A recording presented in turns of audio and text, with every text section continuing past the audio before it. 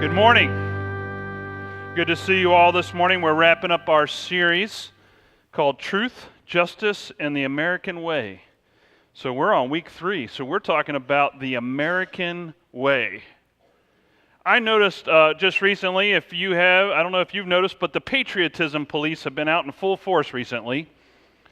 It started with the Olympics, with Gabby Douglas getting her gold medal and standing on stand, and she didn't put her hand on the heart. And according to the U.S. flag code, or when you hear the national anthem, you're supposed to stand at attention with the hand over the heart. She didn't do that. I don't think she meant to do that. I don't know. There was a big debate about it, and I didn't really follow it that closely. But I thought, she didn't mean anything. I don't think it was intentional, but she got a lot of criticism for not doing it, and she apologized and everything. Let me ask this question. How many people have ever gone to a ball game, football game, heard the national anthem played, and forgot to put your hand over your heart? I have done that. Was I unpatriotic? No, I was just oblivious, right? So it started with Gabby Douglas and not doing that and not being patriotic. Then it moved over to Michael Phelps. Michael Phelps was getting his gold medal. National anthem was being played. He started laughing in the middle of it, and everybody in this room knows why. The rest of the nation doesn't understand it, but we all get this, right? Because if you've been to a Baltimore Orioles game, you've heard the national anthem sung, and we all emphasize the O in the national anthem because of the Orioles, and so it's a kind of a hometown tradition. The rest of the nation doesn't understand this. But if you're an Orioles fan, you get this, and that's why he was laughing. So he was laughing. It was a high moment. And again, then they started, some criticism about that. Then they started to compare, Michael Phelps' patriotic duty to Gabby Douglas, and there was a comparison, and then they debated that. And then, most recently, probably the most controversial recently is Colin Kaepernick, who's been protesting and not standing at all for the national anthem, but rather sitting or kneeling in protest. Basically saying his protest is that the flag no longer represents a just nation, a nation for all people. And so he's protesting that, and so he's gotten a lot of criticism. In fact, you want to take a guess at who is the most disliked player in the NFL right now? It's Colin Kaepernick. Not some of the other people that do a lot more damage on the field and are harmful to people, but his protest. Now, the irony in his protest is this. The irony is this, that he actually lives in a country where he's free to do that. That's what the flag stands for. So he's actually free to do this. He's free to protest. We have freedom of religion, freedom of speech, all these freedoms. If he had done that in another country in our world, he wouldn't be here. He wouldn't be on the screen. He would be in jail or worse. So you have to think about that. So it's kind of ironic that we're upset that he's actually doing what the flag gives him the freedom to do. So we got to kind of keep that tension before us. But I started to think about, part of our freedom is really about our individual expression. And what do we mean by American way? What do we think about? Is it the Declaration of Independence, life, liberty, pursuit of happiness? Is it the Bill of Rights that is the American way? Is it capitalism? Is it democracy? What is it that we mean by the American way? And is it something we aspire to, or is it something that we are? Because we may have aspirations to be patriotic, we may have aspirations for all these things, but if you look at who we are as Americans, which sociologists have done, then you have to start to say, well, what's important to us? What is it to be American? And Robert Bellah, in his book, Habits of the Heart, said that the one thing that's important to every American, the one thing that's paramount in America today is individualism, freedom to be an individual.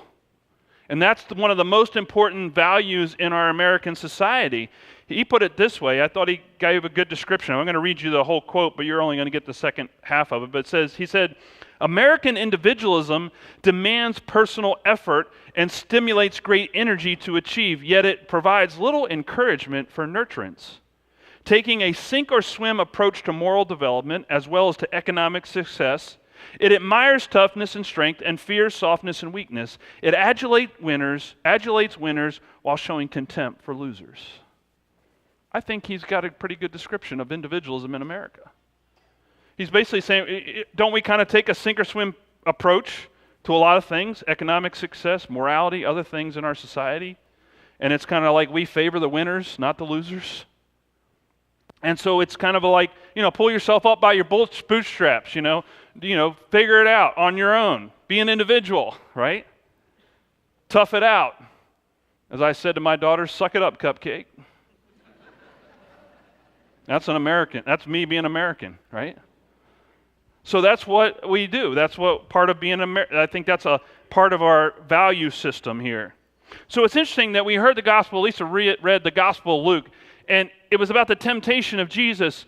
And the temptation, each of those temptations was a temptation to be an individual.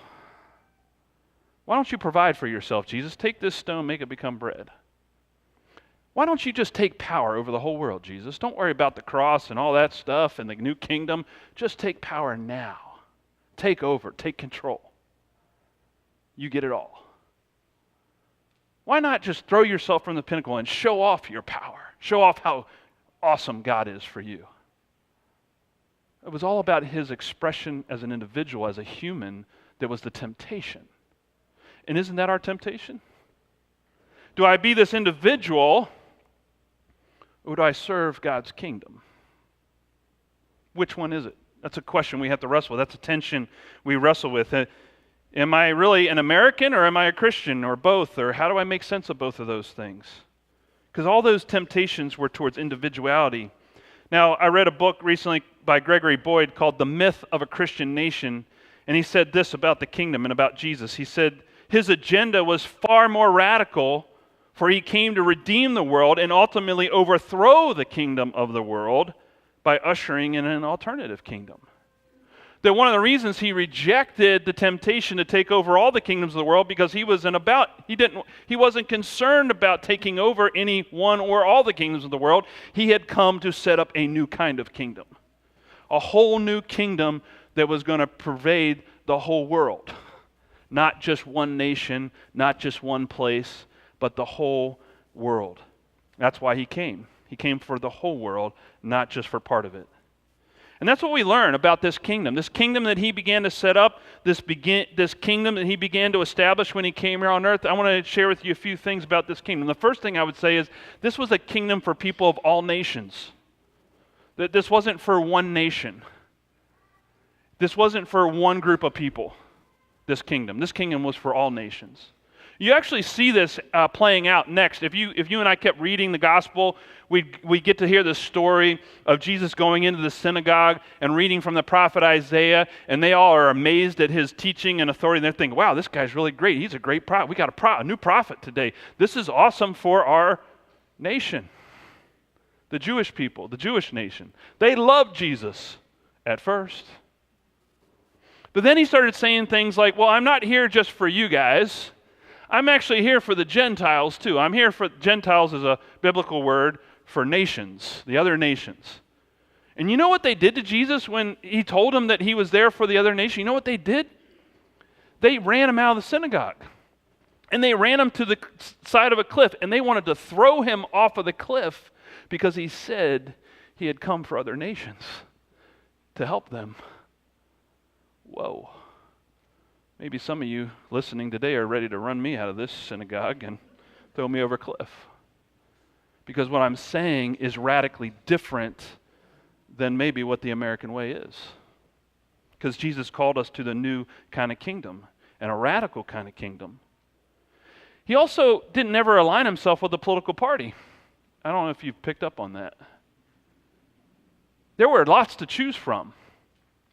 And then when he called his disciples, he called people from different political parties to follow him. And I want you to kind of catch it. I want to tell you about just two disciples that followed Jesus. The first person, that one of the disciples, his name was Matthew. What a great name. And he called Matthew. Now, Matthew was a tax collector. He was a collaborator with the Roman government. The Roman government occupied the nation of Israel at this time. So they were the occupying force, the military force. They were in occupation. The Jewish nation had been taken over by the Roman government and the Roman military. And so the tax collectors would collect taxes. They were Jewish citizens of the Jewish nation collecting taxes for the occupying government, the Roman government. So people didn't like them because they were collaborators with the Roman government. Not only that, if they could get more money from their fellow citizens and taxes, they could put it in their pockets. So it's interesting because in the New Testament, it always says Jesus hung out with sinners and tax collectors. Tax collectors had their own category of sinning. You see what I'm saying? There was like all the general sinners, then there were tax collectors. They were like the worst sinner of all in the minds of the Jewish people because they were collaborating with the other nation and they were not being true patriotic Jews.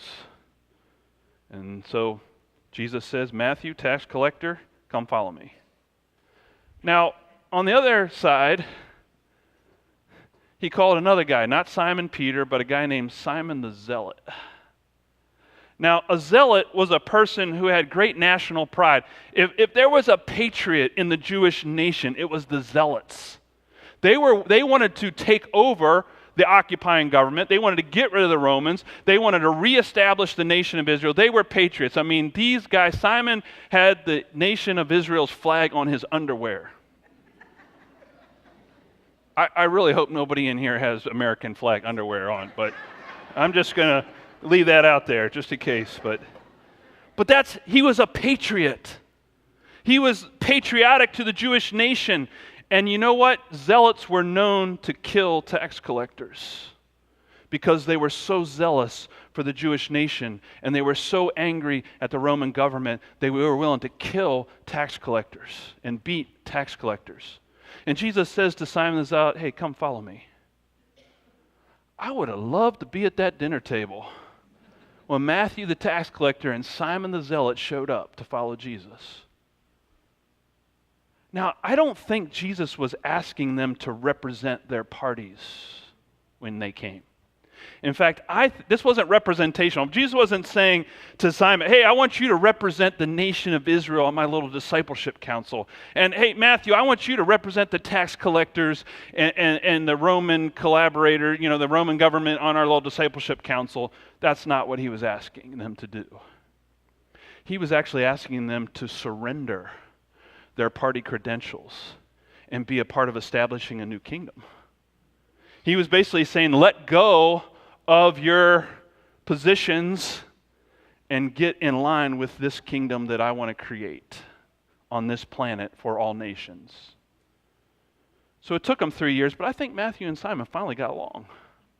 It took them a while, but I think they figured it out, and they figured out that they had to let go of their agendas and get on the same page with Jesus and pledge their allegiance to this kingdom.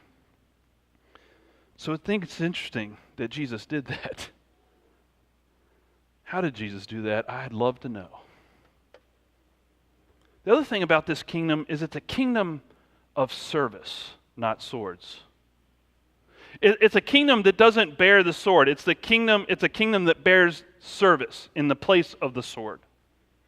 And he actually called his disciples to this later in Luke, right before that, during the Last Supper. They're arguing over who's going to be in power. Temptation to be in power, control. And he says to them, the kings of the Gentiles, that means the leaders of the nations, the governments of their day, lord it over them, and those in authority over them are called benefactors. But not so with you. Rather, the greatest among you must be like the youngest, and the leader like one who serves. Now, I'm going to fill you in a little bit more, because right after this discussion where Jesus says to them, I want you to be a kingdom of servant people, he then goes on and says, look, things are about to change, and the world's going to get hostile. You might want to think about getting a sword. So the two disciples go and they find 2 swords. And they bring them back to Jesus and say, Jesus, we got 2 swords. Is this enough? And Jesus says, that's enough. I think you guys kind of missed the point, but yeah, it's enough. I was just saying the world's going to get hostile. Be prepared for the hostility. But they took them literal and they went and got swords. And then they get swords, and then they go off into the garden. So if you can imagine this picture, Jesus takes 11 disciples. Judas is not in the picture anymore at this point. And they go in, and 2 of them got swords. They have swords with them, 2 of the 11 disciples.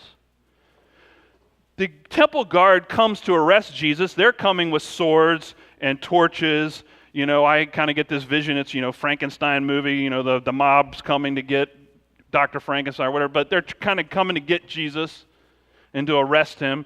Disciples I want you to imagine, so 2 of the disciples, they got their swords.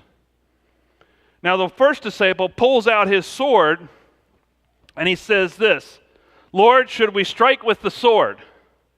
So I get this image, like this disciple's like looking at Jesus, looking at the sword, looking at the mob going, "Jesus, what do you want me to do here? I've been spending 3 years with you and you kept telling me things like turn the other cheek, love your enemies, pray for those who persecute you. And yet now I got this sword. I need to know, do you want me to attack or do you want me to listen to the things that you taught me in your new kingdom?" You see the dilemma that disciple's in? But it's interesting. Here's this, he's got to act quickly, but he's still questioning whether he's even supposed to have the sword to begin with. But the other one's a little bit bolder.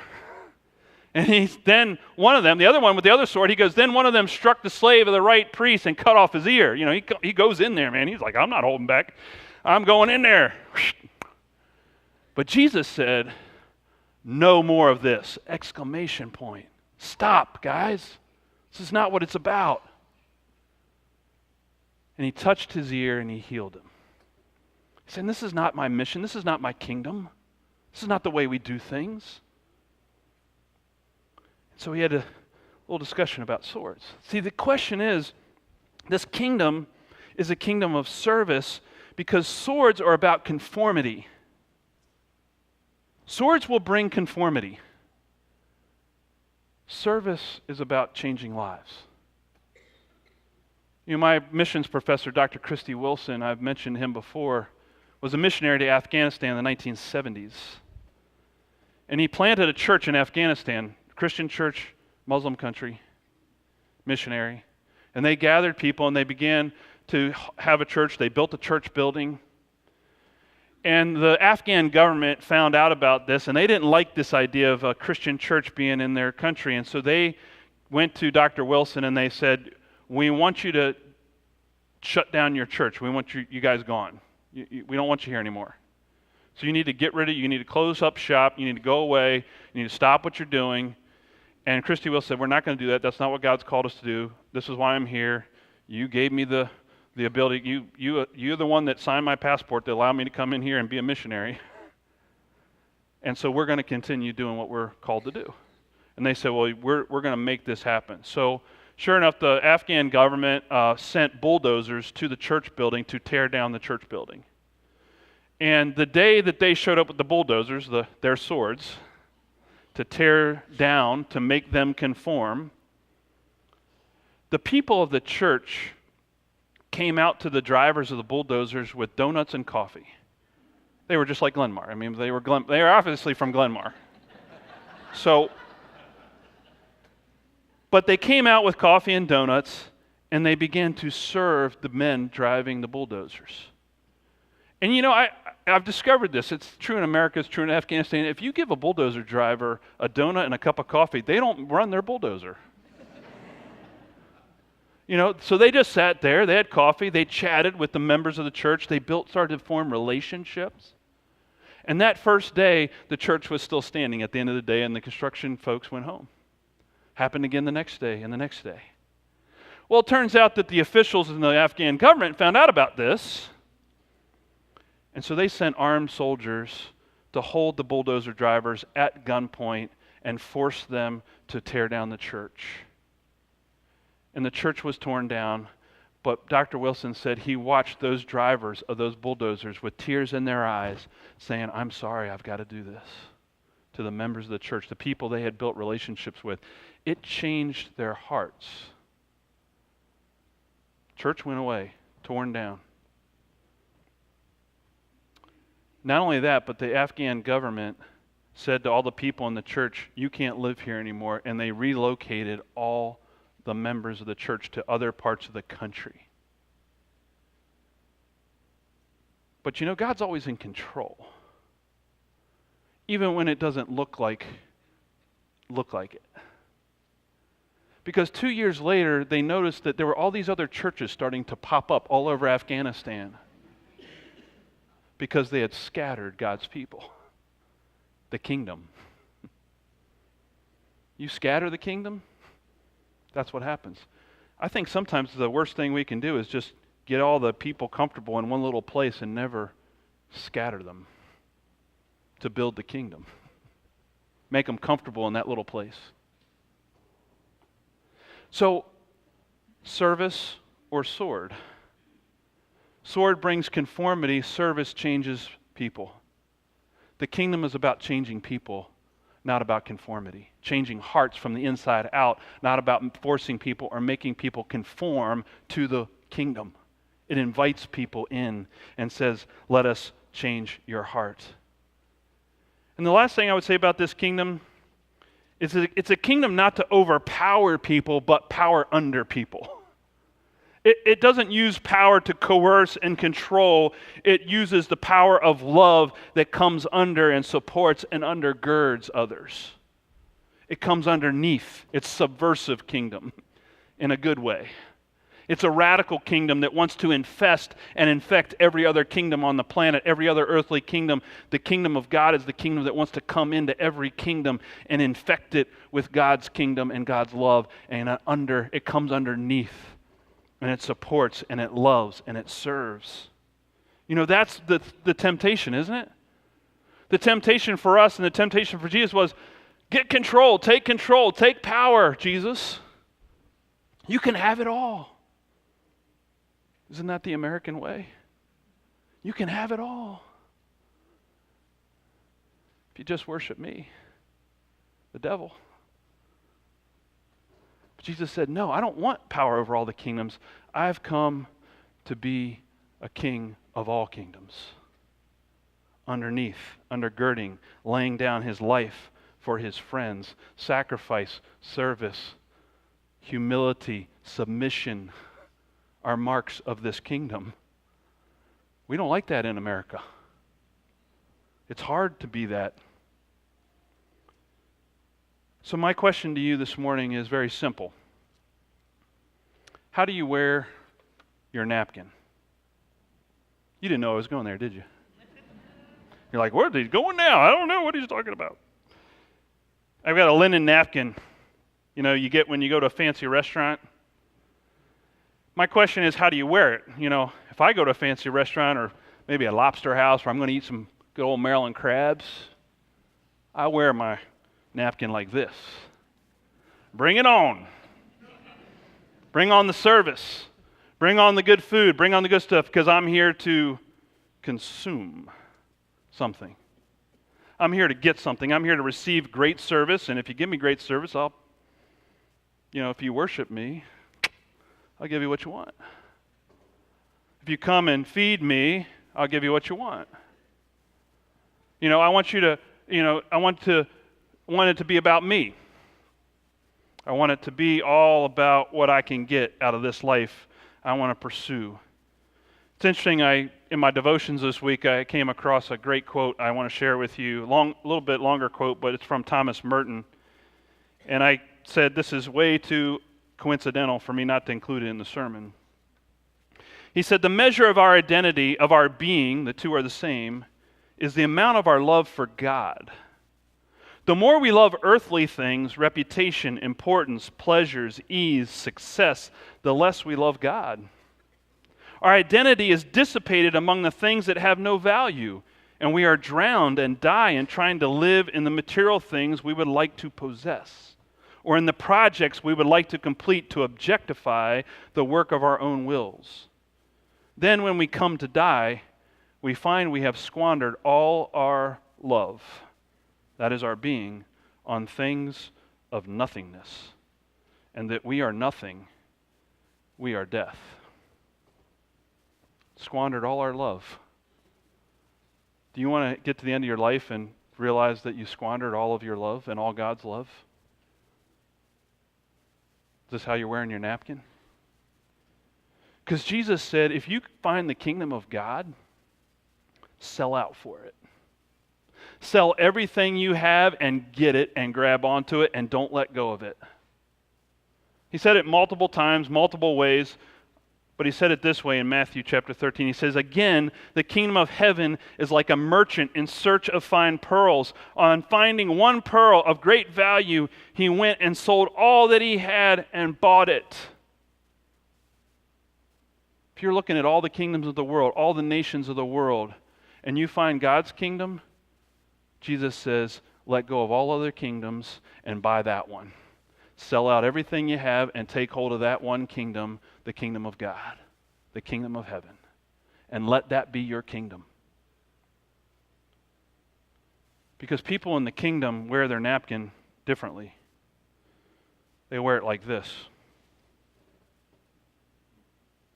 How can I serve you? How can I love you? How can I bless you? How can I help you? How can I help you find God? How can I help you experience God's grace? How can I help change your heart and invite you into God's kingdom? How are you wearing your napkin? Amen.